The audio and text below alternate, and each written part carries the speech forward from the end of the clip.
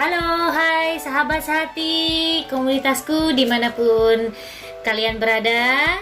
Hari ini kita bertemu dan berjumpa kembali dalam pembahasan soal uji kompetensi, soal-soal kasus, dan soal SKB, CPNS, ataupun PPPK, ya, bayi, balita, dan anak prasekolah patologis. Nah, di konten sebelumnya, di video sebelumnya saya sudah membahas fisiologis. Bagi yang belum nonton, silakan putar dulu sebelum melanjutkan menyaksikan konten di video kali ini.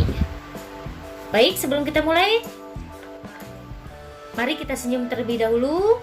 Kita berdoa dan pastinya kita niatkan dalam hati, kali ini kita harus lulus. Baik, kita ke soal yang pertama ya. Kenapa ini langsung saya tanda-tandai dengan bold warna hitam dan merah? Saya langsung ke key point-nya. Yang pertama adalah anak umur 3,5 tahun, setting tempatnya di rumah sakit, keluhannya demam selama 5 hari. Nah, nafsu makan anaknya berkurang, badannya terlihat lesu. Hasil anamnesisnya, anak karena lesu tadi tidak mau bermain, sering muntah setiap makan dan minum, dan mengeluh sakit perut.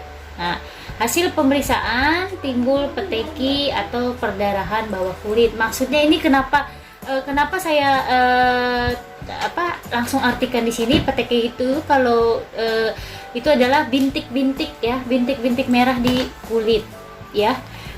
Dan epitaksis. Nah, epitaksis itu bahasa umumnya adalah mimisan. Nah, key point berikutnya, pertanyaannya, diagnosa apakah yang tepat pada kasus tersebut? Sudah pasti jawabannya demam berdarah atau DBD. Kata kuncinya kenapa pasti DBD? Lihat, timbul peteki. Lihat ya, kata kuncinya timbul peteki. Ini pemeriksaan penunjangnya pasti timbul peteki ya. Kalau kalian bingung dengan semuanya, lihat nanti timbul peteki. Dan yang pasti adalah tanda-tanda ini, sering muntah saat makan minum, lesu, nafsu makan berkurang, kadang bahkan ada yang batuknya lama sampai ingusan. Nah, tanda-tanda orang DBD. Tapi ini kata kunci paling yang bikin kita yakin adalah peteki dan epitaksis. Kenapa jawabannya bukan campak? Campak yaitu kemerahan saja pada kulit ya, tidak disertai tanda ini yang saya bilang tadi, peteki. Nah, kenapa bukan TBC? TBC itu adalah batuk yang disertai darah dalam jangka waktu yang lama, artinya dalam beberapa bulan nggak sembuh-sembuh. Varicella ini cacar air ya. Sudah pasti sahabat sehati sudah pada tahu bahwa cacar air itu adalah bintik-bintik yang berisi air, kalau kena angin atau dimandikan makin menyebar. Nah, kenapa bukan demam tipus atau tipoid? Ingat, pemeriksaan penunjangnya adalah Widal ya. Kata kuncinya adalah, dan keluhannya biasanya tulang-tulangnya terasa sakit ya. Jadi sudah jelas, karena ini ada petekinya, pasti jawabannya DBD. Oke, kita ke soal yang kedua. Soal yang kedua yaitu umurnya bayi, umur 2 jam, setting tempatnya di rumah sakit. Nah, yang harus kita tekankan, keluhan patologisnya ya, yang fisiologis diabaikan bagi yang baru menonton video atau konten di IT channel. Nah, hasil pemeriksaannya ya, yang kita tandai adalah isi rongga perut keluar dinding perut di sekitar umbilikus terbungkus dalam satu kantong. Nah, ini otomatis isi seluruh perut si bayi ya, di rongga perutnya keluar sampai dinding abdomennya ya. Ini kata kunci yang harus kita pegang di sini. Nah, Kipoinya berikutnya, diagnosa apakah yang dapat diambil dari kasus tersebut? Sudah pasti jawabannya omfalokel. Ingat aja hurufnya O. O itu berarti lingkaran, berarti dia sampai keluar dari lingkaran, otomatis isi perutnya keluar sampai perut abdomen ya. Nah, kenapa jawabannya bukan hipospadia? Hipospadia itu biasanya riwayat kelainan bawaan ya. Riwayat kelainan bawaan di mana kondisi si baby ini buat laki-laki ya, ketika lubang kencing penisnya ada pada bagian bawah. Biasanya kan di ujung nih ya pada laki-laki, tapi ini dia lubang kencingnya penisnya ada di bagian bawah ya. Kenapa jawabannya bukan labioskisis? Seperti yang kita ketahui, labioskisis itu merupakan kelainan berupa adanya celah atau sumbing di bagian mulut ya, karena adanya pembentukan yang kurang sempurna semasa embrionya berkembang, khususnya di trimester pertama sejak dalam kehamilan pastinya ya. Ada yang kita pembagian berikutnya adalah labio palato sampai dengan labio palatogenoskisis. Nah, itu udah sampai ke langit-langit, ke celah-celah ya, udah sampai ke gusi, ke langit-langit. Ya, ini yang paling sederhana nih labioskisis. Oke, berikutnya kenapa jawabannya bukan hisprung ya? Hisprung itu berarti yang harus kita ketahui gangguan pada usus yang menyebabkan feses atau tinjanya terjebak di usus ya. Jadi dia tidak keluar nih. Jadi terjadi gangguan pada usus besar yang menyebabkan feses atau tinjanya terjebak di usus ya.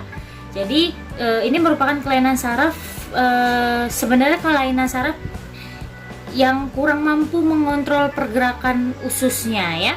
Nah, kenapa jawabannya bukan hernia? Hernia kita sama-sama sudah mengetahui bahwa hernia itu organ di dalam tubuhnya menekan atau mencuat ya, mencuat melalui jaringan otot atau ikat di sekitarnya yang lemah. Jadi hernia tuh kalau bahasa umumnya tuh keluar ya, seperti terjadi pada anak-anak hernia di kemaluannya atau hernia di bagian tubuh lainnya. Oke, sudah pasti jawabannya omfalokel.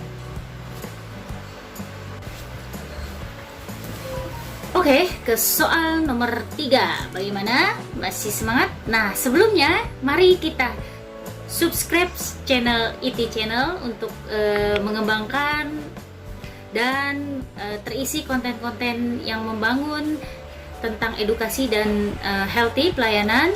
Yang pastinya yang belum subscribe, mari tekan loncengnya untuk mendapatkan notifikasi, like, share, and comment konten apa yang akan sahabat sehati request berikutnya. Oke, kita ke soal ketiga ya. Kipoinya langsung, bayinya lahir cukup bulan, setting tempatnya di BPM ya. Nah, apa yang harus kita garis merah atau garis bawahi? Nah, ini nih ya. Mungkin yang detail atau teliti ini hasil anamnesis perlu kita garis bawahi nih ya.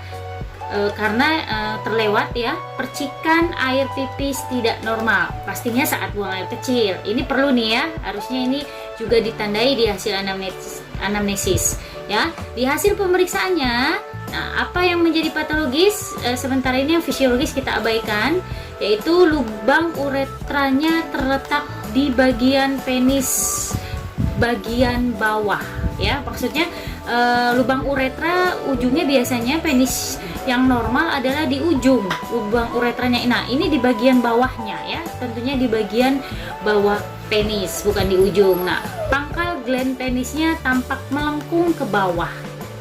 Tadi di soal berikutnya sudah saya jelaskan dan jawabannya pasti hipospadia. Nah, ya. Nah, kenapa jawabannya bukan Hisprum? Kita sudah membahas tadi. Hisprum tadi apa? Ayo yang menyimak. Oke, benar. Hisprum tadi adalah gangguan pada usus besar yang menyebabkan feses atau tinjanya terjebak di usus, ya. Pastinya usus besar, ya. Yang usus besar itu akhir perjalanan dari atau menuju ke rektum atau anus, ya.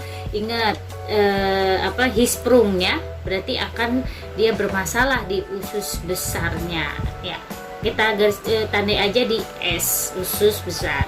Nah, kenapa jawabannya bukan omfalokel? Tadi omfalokel sama-sama kita ketahui bahwa omfalokel itu kelainan kongenital, ya, artinya kelainan bawaan di mana untuk memudahkan, ya, di mana usus viscera mengalami atau keluar, ya, tadi isi perut, ya, yang lebih gampang gini, isi perut dari bayi atau anak keluar, ya, dari dinding abdomen, ya, atau sampai dinding abdomen, ya. Nah, kenapa jawabannya bukan ini? Tadi saya bilang kata kuncinya di O. Anggap aja ini lingkaran, keluar dari lingkaran. Atresia nih, atresia ini adalah kelainan kongenital juga, kelainan bawaan. Saya selalu menyebutnya segala sesuatu yang berhubungan dengan atresia berarti tidak memiliki lubang, ya. Berarti ani itu nama lainnya, bahasa ilmiahnya anus. Berarti tidak mempunyai lubang anus, ya. Kurang lebihnya seperti itu untuk memudahkan kita. Nah, kenapa jawabannya bukan fimosis? Fimosis itu yaitu untuk memudahkan kelainan pada penis yang belum disunat, ya, berupa kulit kepala penis yang melekat erat pada kepala penis. Nah, jadi untuk memudahkannya, bedanya dengan hipospadia ini lubang uretranya bukan di ujung tapi di bawah. Tapi kalau fimosis dia kelainan pada penisnya, biasanya pada penis yang belum disunat, berupa ada kulit kepala penis yang melekat erat pada kepala penisnya, ya. Kurang lebihnya seperti itu. Oke, terima kasih. Oke, baiklah. Kita ke soal yang keempat. Bagaimana? Masih semangat? Dan bagaimana? Mudah-mudahan selalu semangat, ya. Juga latihan mandirinya nanti harus lebih aktif sehingga analisisnya makin hari atau semakin waktu semakin tajam dan tepat dengan waktu yang singkat pastinya. Yaitu yang harus digarisbawahi adalah umur 2 minggu. Setting tempatnya di praktik mandiri bidan. Yang perlu kita garis merah yaitu terdapat sisik-sisik putih pada kulit bayi. Nah, hasil anamnesisnya bayi sering berkeringat pada kepala, ya. Hasil pemeriksaannya yang kita temukan yaitu yang perlu digarisbawahi, terdapat scaling berwarna merah dan terdapat sisik-sisik putih kekuningan, ya, bahkan ada yang berwarna kecoklatan juga pada kulit kepala bayi. Ya, di kasus ini seperti sumbatan keju. Sebenarnya kasus ini bisa terjadi pada daerah-daerah lipatan, misalnya lipatan paha ataupun apa, ya, yang intinya bagian itu terdapat untuk memudahkan kita yang banyak mengandung kelenjar sebum, ya, artinya berminyak, ya, bahasa umumnya gitulah, ya, intinya seperti itu. Nah, pertanyaannya adalah diagnosis apakah, ya, yang ditanyakan diagnosis apakah yang tepat pada kasus tersebut. Sudah pasti jawabannya seboroe. Nah, untuk memudahkan tadi yang saya bilang kenapa dia diawali dengan huruf S, ya, yang tadi karena dia banyak kelenjar sebum. Nah, untuk mengingat kita, ya, kelenjar ini yang tandanya seperti ini, ya, berkeringat, atau yang tadi bagian berminyak, ya, kita sebutnya ini aja lah, biang keringat, atau pada bagian-bagian yang berminyak, intinya seperti itu ya, yang banyak kelenjar sebumnya. Nah, kenapa jawabannya bukan diapras? Diapras itu biasanya ruam popok ya. Biasanya ibunya sering memakaikan pampers gitu ya, atau kelamaan mengganti popoknya sehingga terdapat ruam-ruam popok di bagian pantat baby ya. Kenapa jawabannya bukan apa nih, atas ya, mulai dari atas ya. Kenapa jawabannya bukan miliariasis? Karena miliariasis ini apa ya, ini beda ya. Yang saya bilang tadi ini sering berkeringat pada kepala ini, bedanya gini, sama miliariasis itu dia biang keringat atau ruam kecil berwarna merah yang menonjol ya. Bedanya adalah biang keringat atau ruam kecil yang menonjol terasa gatal. Nah, ini rasanya gatal yang ini ya, menyengat, bahkan perih di kulit ya. Hati-hati ya, nanti membedakan ya. Nanti tadi saya bilang ini mentang-mentang di apa namanya, di kelenjar berminyak. Yang ini ya sebenarnya yang biang keringat yang harus diwaspadai ini, karena tadi terasa gatal, menyengat, perih di kulit ya. Kenapa jawabannya bukan oral thrush? Oral thrush itu infeksi jamur ya, yang munculnya biasanya bercak-bercak putih seperti bekas susu di bagian pipi dan di bagian lidah ya. Oke, kenapa jawabannya bukan hemangioma ya? Hemangioma yaitu benjolan kemerahan yang tumbuh pada kulit bayi, biasanya pada anak-anak usia 18 bulan. Ini berarti apa namanya, kurang dari 18 bulan ya, berarti belum nyampe 2 tahun ya, di bawah 1,5 sampai 2 tahun ya. Nah, ini biasanya benjolan kemerahan yang tumbuh pada kulit bayi ini merupakan sekumpulan pembuluh darah yang tumbuh tidak normal dan menjadi satu ya. Jadi memudahkannya hak pembuluh darah ya. Jadi warnanya merah, hak lagi ya, untuk memudahkan kita ya. Tadi oral thrush, tadi apa ya, tadi bercak-bercak, ada bercak-bercak putih di susu. Oral itu mulut. Makanya bahasa ilmiahnya oral untuk memudahkan mulut ya, berarti sudah pasti di sekitar tadi bibir atau mulut, bekas susu atau di lidah, untuk memudahkan kita nih.